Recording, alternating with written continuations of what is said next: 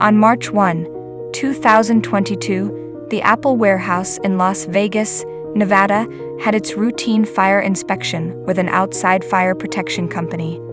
The fire protection company notified the facility's personnel that the fire protection facility could not inspect or test fire alarm pull stations and other fire protection system because it was blocked by inventory and equipment.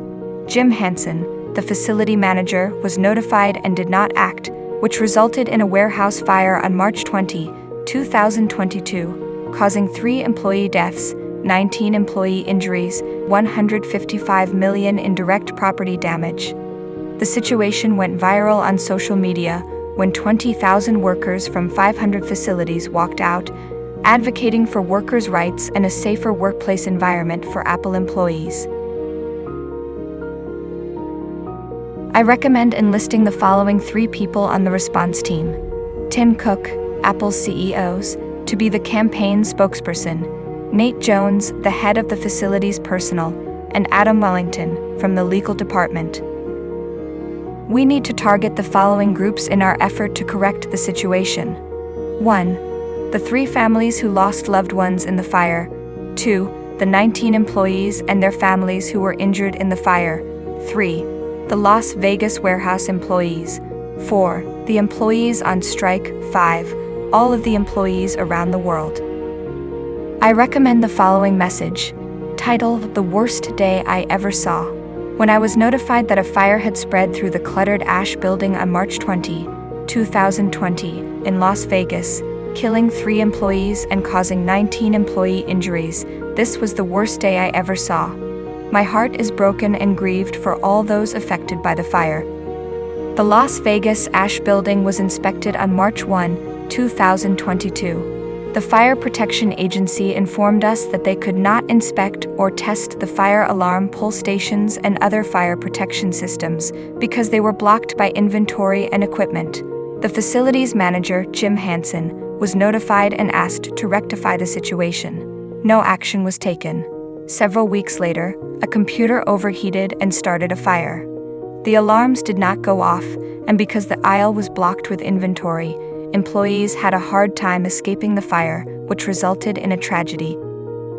Jim Hansen resigned from his position, and Apple is committed to further investigating what went wrong and how to fix it. Our employees and their families are our biggest priority. We pride ourselves in providing a safe place for employees to work, and we take our job to deliver that very seriously. Rest assured, we will work hard to ensure this will be the last worst day in Apple history. We need to urgently get this message out internally to our employees and the public. We also need to address the community. For the internally communicate to our employees, I recommend 4 tools and tactics. 1. The Apple Care e-newsletter. 2. Holding a company-wide meeting to explain the situation. 3. Recording the speech at the meeting and sending it out again via video. And 4. Lastly, we update to create a blog post for our internal blog. For the community, I recommend using all of the internal content created to be released on all of our social media sites' company websites, holding a press conference, and making a public announcement. Once the initial crisis is mitigated, I recommend these steps to repair Apple's reputation. First, I would strive to maintain control of the message by being transparent about how Apple is fixing the problem. Apple will need to monitor the news media and social websites to determine where the fire is being discussed and communicate how Apple resolves the situation with this audience. Second, I would create blogs and videos about how the organization will improve and Apple's efforts to solve the problem and ensure it does not happen again. Thirdly, I would keep talking to the public until we have a resolution and then declare resolution. This plan will effectively limit and repair the damage done to the Apple brand.